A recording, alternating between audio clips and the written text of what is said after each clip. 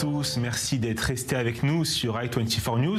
Je suis en compagnie de Tamiarel Pinto, vous êtes la réalisatrice de ce documentaire qu'on vient de diffuser. Et en Zoom, depuis Jérusalem, Youssef Charvit, vous êtes historien et professeur d'université à Bar-Ilan. Bonsoir. Bonsoir, shalom. Tami, on vient de voir ce documentaire ensemble. Je vous avoue que je suis encore un peu ému de ce que j'ai vu. Comment vous avez eu l'idée de réaliser ce documentaire ? Jusqu'à il y a quelques mois, je travaillais ici, à Jaffa. Je passais pendant plus de 10 ans, chaque matin, à côté du cimetière juif de Jaffa, sans savoir que c'était un cimetière juif et sans savoir ce qu'il y a derrière ces portes. Et il y a un an, à peu près, un ami qui me pose la question votre nom de jeune fille, c'est Pinto, n'est-ce pas, d'origine algérienne? J'ai entendu un podcast parler d'une immigration de juifs d'Afrique du Nord venant à Yafo, à Jaffa. Et c'est là que j'ai découvert cette histoire. Et je peux vous dire que quand je me suis promenée pour la première fois dans ce vieux cimetière, c'était très émouvant. D'abord de voir ces noms d'origine marocaine, d'origine algérienne sur les pierres tombales. Mais j'étais aussi en colère parce que je me suis dit comment ça se fait que moi qui est née en Israël, je ne connaissais pas du tout cette histoire. Et c'est là que j'ai décidé qu'il fallait, c'est très important de raconter cette histoire, d'en faire un film, et parce que cette histoire, elle fait partie de notre histoire sioniste ici. Parce que c'est vrai, les Israéliens se baladent dans les rues de Tel Aviv, à Neve Tzedek, à Aaron Shlouch, on voit le nom de ces rues, mais on ne connaît pas l'histoire des personnes derrière le nom de ces rues. C'est vrai, les gens qui connaissent Neve Tzedek, qui connaissent bien sûr la rue Shlouch. Il y a la rue Margoza, ici, à Jaffa. Et je peux vous dire que déjà Shlouch, comme vous l'avez vu dans le film, c'est une des familles venant du Maroc au milieu du 19e siècle et qui faisait partie de cette communauté de Jaffa. Et Margoza, ce qui est intéressant, c'est que les gens pensent que Margoza, c'est un nom de quelqu'un. Effectivement. Margoza, c'est le nom du rabbin, c'est Rav Yehuda Halevi Meraguza, du village de Ragoza. Le village de Ragoza, aujourd'hui, c'est la ville de Dubrovnik, en Croatie. Et j'espère que maintenant, en connaissant cette histoire, ils sauront aussi c'est qui ces gens derrière les noms de rue. Je me tourne vers vous, professeur Charvit. Il y a une grande leçon qu'on retient de ce documentaire. La première alia ne date pas de 1882. Tout à fait, je dirais, une donnée sur laquelle on a grandi. Moi aussi, j'ai grandi comme Madame Pinto Ariel. J'ai grandi en Israël. Je suis arrivé en Israël à l'âge de 12 ans, de France, de Cannes, et je suis natif de Constantine. Et voilà que j'ai appris avec tous les élèves d'Israël que le sionisme commence en 1882, je dirais à 16h de l'après-midi. C'est-à-dire qu'il y a une donnée sur laquelle on a grandi, et c'est une erreur fondamentale. Et comme je l'ai expliqué dans le film, il ne s'agit pas du Yishuv Yashan, c'est-à-dire d'un ancien Yishuv qui a précédé le Yishuv Hadash, l'agglomération juive sioniste nouvelle. Il s'agit d'une agglomération antique, je dirais, séfarade, qui, elle, sérieusement a commencé au début du XVIe siècle à s'installer ici en Eretz Israël de façon assez importante. Et il faudrait peut-être commencer l'histoire. Est-ce qu'on peut dire qu'ils étaient sionistes avant même l'invention du mot sionisme? Exactement, tout à fait. Car je dirais que cette dichotomie sioniste et anti-sioniste, elle appartient plutôt à la diaspora ashkénaze.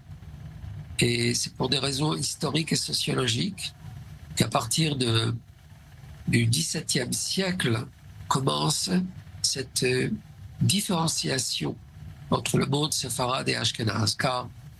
Et à partir de ce siècle-là, le messianisme, je dirais normatif, le messianisme depuis depuis la nuit des temps, depuis le premier exil, le début de l'exil, eh bien, ce messianisme-là va subir un coup très très fort, surtout dans la diaspora ashkénaze.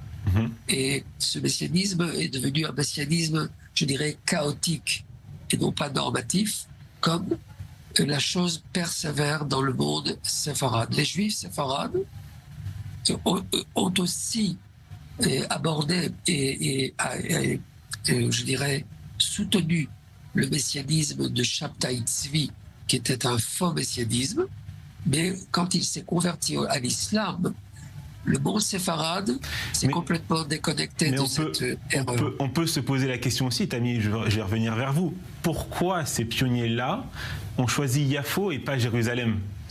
Eh bien, il y a une différence, comme dit le professeur Gerbit. Il y avait une grande différence entre les Juifs venant pendant toutes ces années en Palestine pour apprendre la Torah.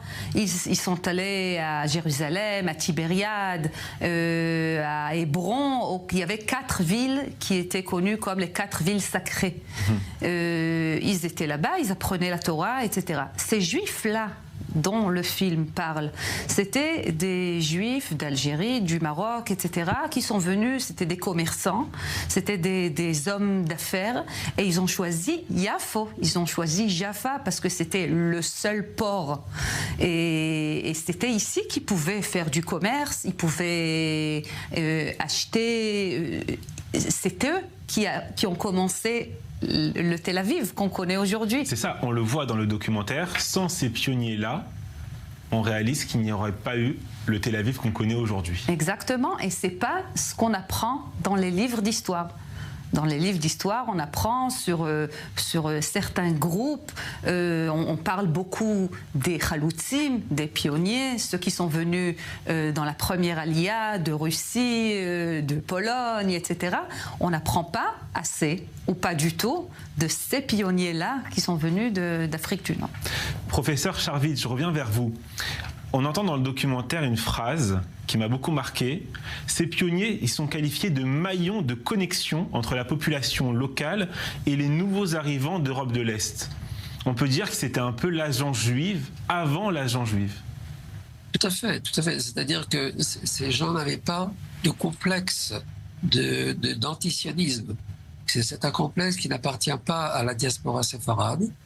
Et c'est pas par hasard que le Rav David Ben Shimon, Jacob Echaim Valero, qui était banquier, je dirais même Adolphe Crémieux, qui a été à l'origine de l'école agricole Mikveh Israël, qui est un Sfarad, le Rav Eliyahu Mani, le Rav Rachamim Franco et le Rav Friskiyahu Bedini de Hebron, qui étaient liés aux écoles de l'Alliance, qui est une école à laquelle les Ashkénazes étaient complètement opposés. Le consul Chaim Amzalag, qui a acheté des terres de Petar Tikva et de Rishon LeZion, celui qui s'est occupé des chemins de fer de Jaffa à Jérusalem, Yosef Bey Navon, et bien sûr Avraham Moyal, le délégué de l'Alliance, de Rothschild et de Chovevet Zion, qui, comme vous l'avez dit, des amants de Sion. Exactement, les fameux amants de Sion, la famille Shlouch, qui s'est occupée du littoral d'Eretz Israël, de Jaffa, de Devet Tzedek, jusqu'à Gaza d'ailleurs. Elle a agi énormément dans la région de Gaza jusqu'en 1929 et 1936, jusqu'aux fameuses émeutes. Mais je ne dirais pas que c'est un phénomène qui est caractéristique seulement à Jaffa, c'est dans tout le pays.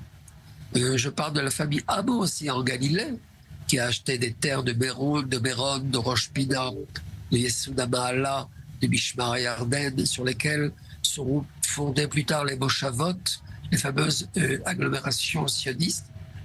Tout cela, je veux dire par cela que il ne faudrait pas appeler la Aliyah séfarade comme faisant partie de l'agglomération ancienne, mais je dirais plutôt de l'agglomération antique. Il n'y a pas seulement ici une définition, je dirais, artificielle. Je dirais, il y a ici une définition historique propre à ce qui s'est passé durant près de 5 centenaires, depuis le XVIe siècle jusqu'à nos jours. Les Juifs séfarades étaient enracinés dans cette optique messianique qui est, en fin de compte, la pièce maîtresse qui va engendrer le sionisme, car le sionisme est une... Le professeur Charvit parle de génération. Vous avez eu la chance aussi de rencontrer les descendants de ces pionniers. Oui, et ils sont là dans le film, les descendants de Shlouch, de Moyal, de Rabbi Yehuda Levi Miraguza. Oui. Et ils portent un héritage quand même assez incroyable. Il y en a même qui continuent à perpétuer cette mémoire de leurs ancêtres. Oui, je peux vous dire que chaque année, même si c'était le rabbin Miragoza, il est mort il y a 138 ans, et jusqu'à présent, il y a des azkarot qui font des pèlerinages dans ce cimetière avec la communauté qui vient pour prier, etc. Est-ce que l'objectif aussi, Tammy, de ce documentaire, c'était, entre guillemets, de réhabiliter cette communauté d'Afrique du Nord en Israël ? Parfaitement. Depuis toujours, on savait qu'il y avait deux parties dans ce peuple. Il y avait ceux qui ont construit le pays. On parle de, comme on sait dans tous les films, dans tous les livres d'histoire, les pionniers, c'était les Chaloutzim venant de l'Europe de l'Est. Dans les films aussi d'ailleurs. Et eux, exactement, et eux, c'était aussi les dirigeants du jeune État d'Israël. Eux et leurs enfants et leurs petits-enfants, ils faisaient partie de l'élite. Et il y avait la deuxième partie, ceux qui sont venus ici après la création de l'État d'Israël, des pays arabes, des pays d'Afrique du Nord. Et eux, ils étaient considérés comme, bon, vous n'avez pas construit le pays, vous êtes venus après la construction du pays. Ça veut dire il y avait beaucoup de conséquences géographiques, économiques, sociales, etc. J'espère qu'aujourd'hui, après qu'on connaît l'histoire, on va comprendre que les séfarades ou ces petits-enfants de ceux qui sont venus du Maroc, d'Algérie, eux aussi, ils font partie de ceux qui ont construit le pays. Ce n'est pas rien qu'une partie de la population israélienne qui ont construit le pays. C'est grâce aussi à cette deuxième partie. Et moi, je voudrais que quand on apprend à l'école sur les précurseurs du sionisme, alors bien sûr, on va continuer à parler de Binyamin Ze'ev Herzl, etc., mais qu'on parle aussi du Rav Yehuda Bibas, par exemple, comme un des précurseurs du sionisme. Merci beaucoup, Tammy Harel Pinto. Merci beaucoup, professeur Charvit, d'avoir répondu à nos questions. Je pourrais tout simplement... Non, je suis désolé, c'est terminé. Merci à vous d'avoir passé cette soirée avec nous. À très vite sur i24 News.